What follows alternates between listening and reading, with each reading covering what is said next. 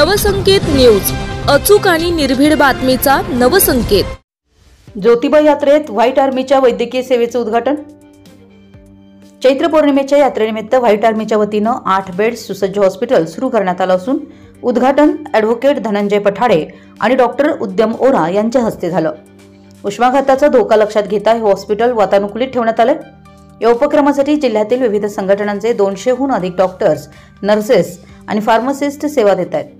येथे ओपीडी तपासणी, ECG, x-ray, BP, sugar तपासणी, ऑपरेशन थिएटर, ऑक्सिजन सुविधा, 24 तास फार्मसी आणि अत्याधुनिक रुग्णवाहिका उपलब्ध आहे।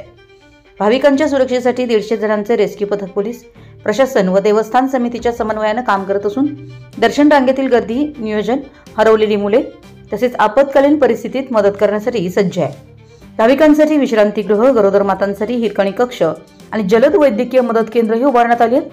गेल्या 20 वर्षात सुमारे 46,823 भाविकांनी या सेवांचा लाभ घेतलाय। या उपक्रमात रोटरी क्लब, सीपीआर हॉस्पिटल, विविध कॉलेजचे स्वयंसेवक आणि व्हाईट आर्मीचे अनेक सदस्य सहभागी झाले। आपल्या परिसरातील महत्त्वाच्या बातम्या पाहण्यासाठी आमच्या नवसंकेत न्यूज चॅनलला YouTube वर सबस्क्राइब करा आणि बेल आयकॉन प्रेस करा।